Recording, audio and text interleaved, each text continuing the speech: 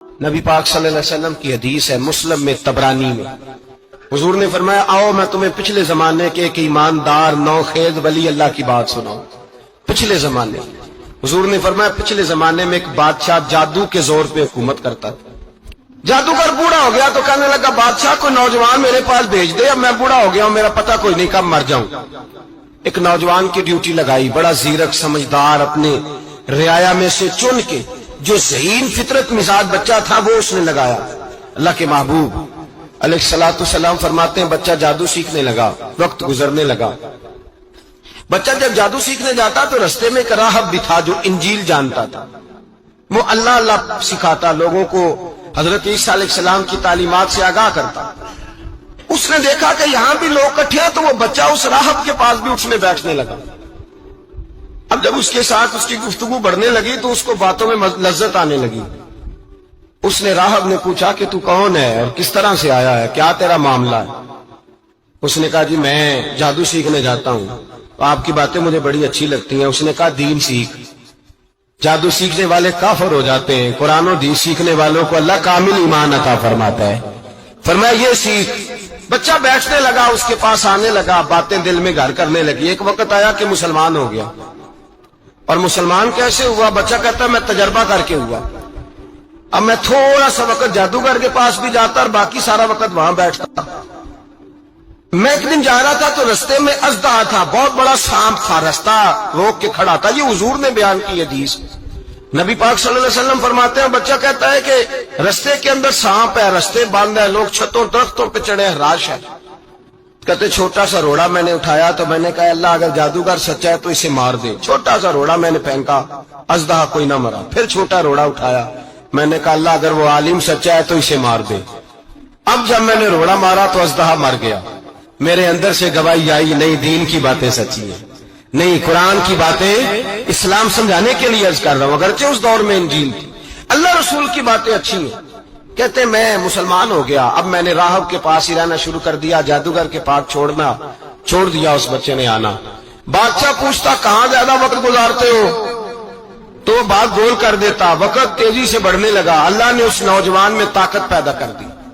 اب وہ اس کے اندر نا اللہ نے توانائی روحانیت پیدا کر دی، ابھی جوان ہے، 14-15 سال عمر ہے۔ اللہ نے اب جو بیمار بھی آتا وہ دعا کرتا تو اللہ صحت عطا کر دیتا، جو بھی آتا۔ بادشاہ کا ایک درباری تھا، بادشاہ کو پنکھا جلتا تھا، وہ اندھا ہو گیا، کوئی ایسی تکلیف آئی کہ نابینا ہو گیا، بڑے علاج کرائے شفا نہیں ہوئی۔ کسی نے اس بچے کا پتہ بتایا کانوں میں، اس کے پاس گیا تو بچہ کہنے لگا شفا تو ہو جائے گی پر کلمہ پڑھنا پڑے گا، مسلمان ہونا پڑے گا، جس پیغمبر کا میں غلام ہوں تجھے بھی بننا پڑے گا، دین پہ عمل کرنا پڑے گا، اللہ شفا دیتا ہے۔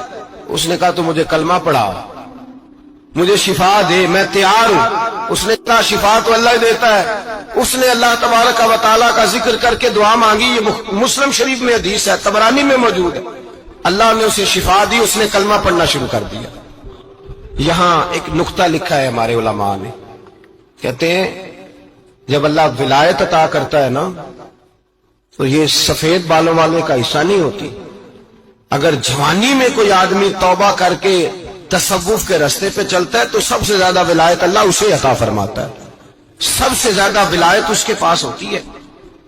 ابھی اس کے بال کالے ہیں، چڑھتی جوانی ہے، دعا کی تو اللہ نے، اور حدیث پاک میں موجود ہے کوڑے آتے تو شفا یاب ہو جاتے، اندھے آتے تو شفا یاب، برس والے آتے تو اللہ سے دے۔ جوان ہے آدمی جس کی آنکھیں ٹھیک ہوئی تھی، بادشاہ نے پوچھا کہ کیسے شفا ملی تو کہنے لگا میرے رب نے شفا دی ہے۔ بادشاہ سجدے کراتا تھا، اپنے آپ کو منواتا تھا، معاذ اللہ، کہنے لگا میرے علاوہ کون رب ہے؟ اس نے کہا وہی رب ہے جس نے تجھے پیدا کیا ہے، اور وہی رب ہے جس نے مجھے اندھے کو آنکھیں دی ہیں، وہی ہے میرا مالک۔ کہا اچھا تو مجھے نہیں مانتا؟ کہا نہیں میں اپنے رب کو مانتا ہوں۔ بادشاہ نے اسے سزا دی، ستایا، اس نے بچے کا پتہ بتایا، پھر بچے کو بلا کے ستایا تو اس راہب کا پتہ بتایا، راہب بھی قتل ہو گیا، نابینا بھی قتل ہو گیا۔ بادشاہ نے کہا سپاہیوں سے اس بچے کو لے جاؤ اور پہاڑ کی چوٹی پہ جا کے نیچے پھینکو تاکہ مر جائے۔